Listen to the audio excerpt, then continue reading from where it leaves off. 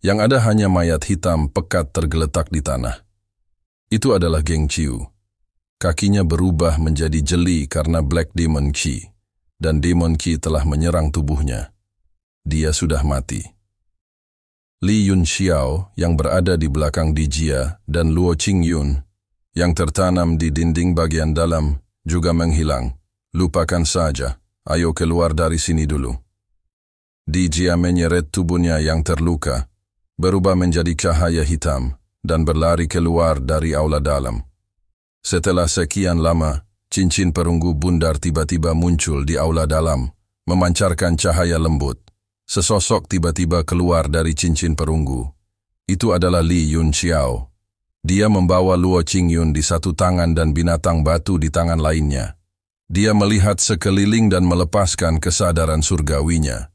Setelah memastikan bahwa tidak ada bahaya, dia berjalan keluar dan melemparkan keduanya ke tanah. Luo Qingyun jatuh dan mengerang. Dia membuka matanya dan berkata dengan marah, "Cincin spiritual surgawi ini telah saya sempurnakan. Bagaimana Anda bisa menggunakannya untuk membuka kekosongan dan melarikan diri?" Li Yunxiao menutup telinga terhadapnya.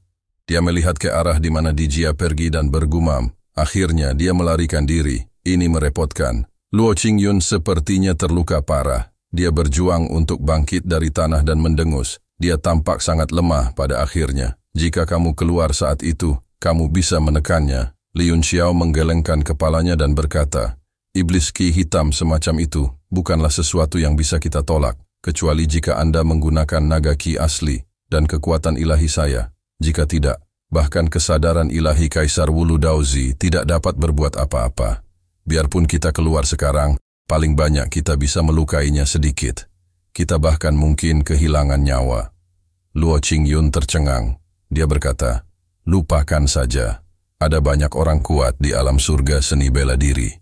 Saat kita keluar, seseorang akan menjaganya. Kita tidak perlu khawatir tentang dia." Li Yunxiao tidak begitu optimis. Dia menghela nafas dan berkata, "Saya harap begitu." Dia mengacungkan jarinya, dan cincin spiritual surgawi di udara tiba-tiba berubah menjadi cincin perunggu kuning kecil. Dia memasukkannya ke dalam sakunya dan berkata, "Cincin ini bagus. Berikan padaku. Anda sudah memiliki Desolate God Moon Spear." Setelah mengatakan itu, dia berubah menjadi seberkas cahaya dan terbang menjauh. Luo Qingyun sangat marah. Dia berjuang untuk bangkit dan menusuk dengan tombaknya.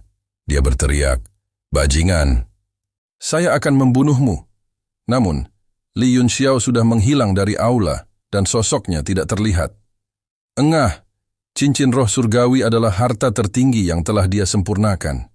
Sekarang setelah direnggut, dia sangat marah hingga dia memuntahkan seteguk darah lagi. Dia menenangkan pikirannya dan kebencian muncul di matanya. Baru setelah itu dia menyingkirkan tombak panjangnya dan bergegas keluar dari aula dalam, menerobos air. Seluruh aula dalam menjadi kosong dan dindingnya juga hancur. Tidak lama kemudian, bangunan itu roboh dengan suara keras. Ada retakan besar di tanah, dan semua tembok serta pagar yang rusak roboh. Di saat yang sama, aula bagian dalam dihancurkan. Pertahanan kuil Shumi sepertinya telah terbuka. Air laut dalam jumlah besar mengalir turun, membanjiri kuil Shumi, menghanyutkan segala yang dilewatinya. Retakan di aula bagian dalam semakin membesar, terus-menerus melahap air laut di sekitarnya. Itu membentuk pusaran air besar yang mulai menyebar di dasar laut. Banyak sekali mayat yang mengapung di permukaan laut. Mereka semua dibunuh oleh Genryu dalam beberapa gerakan. Sesosok dengan senang hati memancing melalui mayat-mayat yang rusak ini. Seluruh tubuhnya telah lama diwarnai merah, tapi wajahnya dipenuhi kegembiraan. Jika seseorang melihat lebih dekat, mereka akan menemukan bahwa orang ini hanya memiliki satu tangan. Orang ini adalah Li Yi, yang dikirim oleh kamar dagang angin guntur untuk mencari istana Raja Langit yang melonjak. Ketika dia berada di kota Yanwu, dia menggunakan gerakan Shui Luoyan untuk mendorong Li Yunxiao menjauh dan menjadi orang pertama yang menyelinap ke Gunung Meru. Kalau tidak, jika Li Yunxiao melihatnya, dia mungkin tidak diizinkan masuk. Ketika dia menemukan istana Raja Langit yang melonjak, ada mayat di mana-mana. Namun yang mengejutkannya adalah cincin penyimpanan pada mayat tersebut masih ada. Dalam kegembiraannya, dia memancing mereka dan menemukan hampir 100. Orang-orang mati ini semuanya adalah murid elit dari berbagai sekte, dan nilai setiap cincin tidak dapat diukur. Haha, aku kaya kali ini. Mata Li Yi menjadi dingin. Dia berkata dengan penuh kebencian, dengan sumber daya ini, saya akan mampu menerobos ke alam yang lebih tinggi. Li Yunxiao, tunggu saja. Aku pasti akan mencabik-cabikmu. Apa ini? Tiba-tiba dia melihat kilatan cahaya keemasan pada pakaian mayat. Itu adalah sebuah tanda. Ada beberapa pukulan sederhana di sana. Itu tampak seperti malaikat maut. Meski pukulannya sederhana, namun memberikan perasaan yang menakutkan. Token malaikat maut. Li Yi menjadi pucat karena ketakutan, dan dia hampir membuangnya karena terkejut. Tangannya gemetar beberapa saat. Lalu, dia sangat gembira. Wajahnya memerah. Token malaikat maut. Haha, itu adalah token malaikat maut. Guyuran.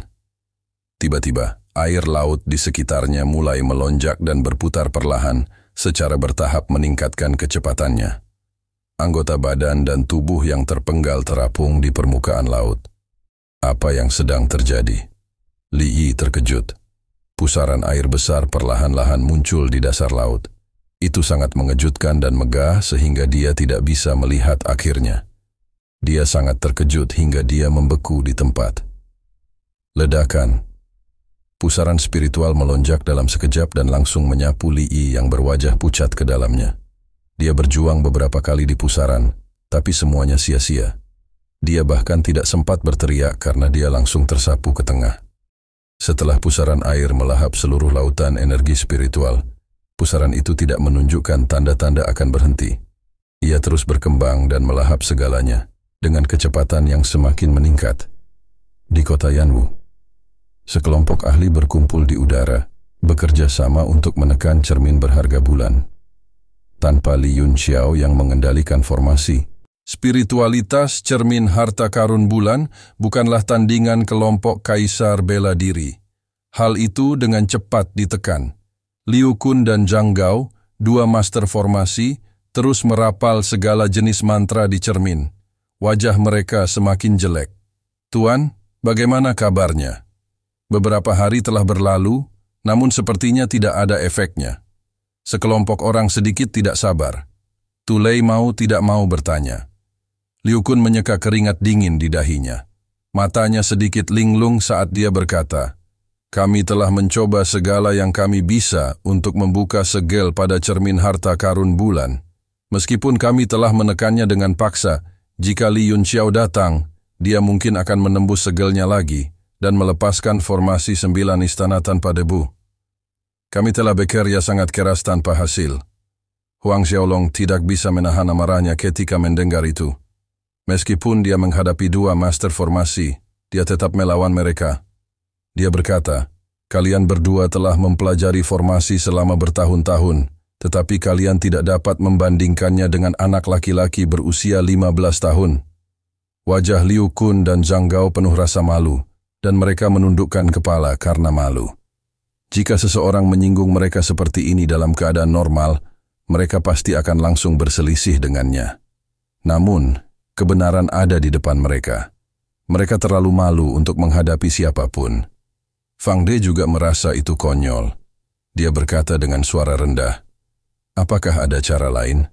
Kalau tidak, ketika mereka keluar dari Gunung Meru, mereka akan tetap berada di bawah kendali Li Yunxiao, di mana kita akan menunjukkan wajah kita.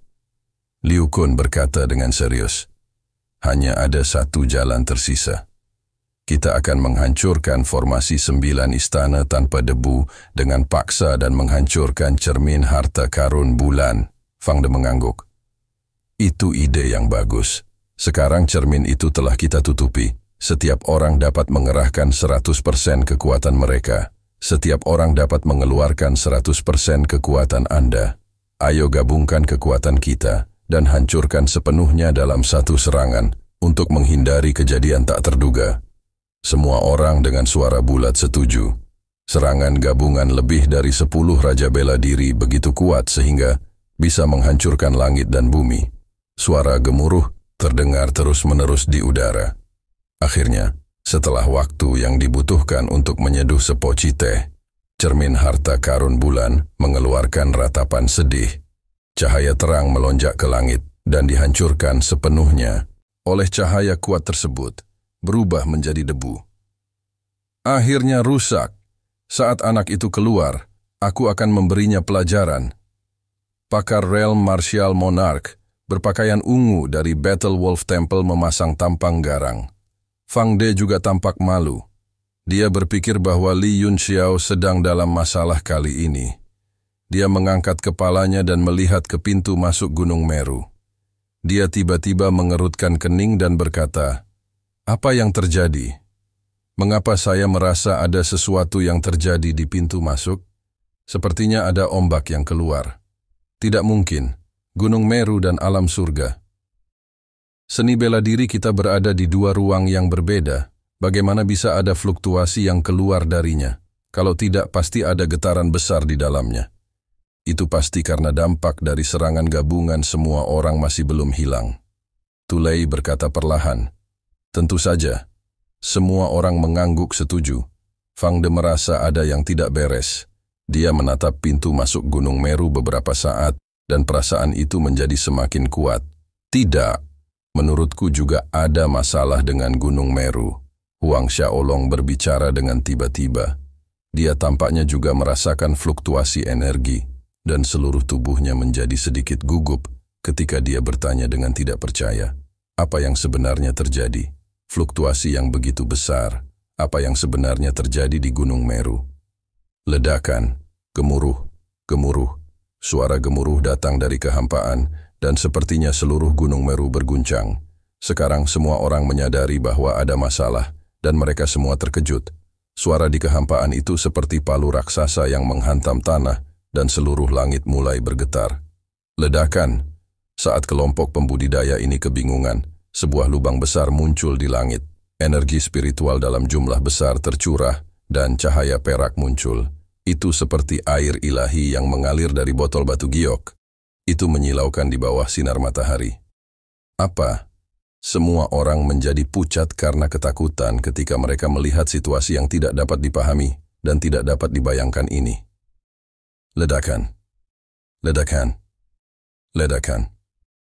Retakan raksasa muncul di langit satu demi satu, begitu pula lubang dengan berbagai ukuran.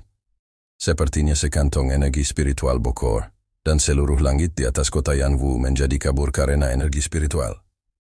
Langit tiba-tiba runtuh. Fang De tercengang, dan dia melihat retakan dan lubang di langit, yang semakin besar dan semakin banyak. Seluruh langit hampir tertutup oleh energi spiritual. Lihat, ada yang terjatuh. Semua orang menoleh dan melihat ada orang yang jatuh dari lubang. Mereka semua memasang ekspresi ketakutan di wajah mereka. Terima kasih sudah menonton dan jangan lupa like, share, dan subscribe guys.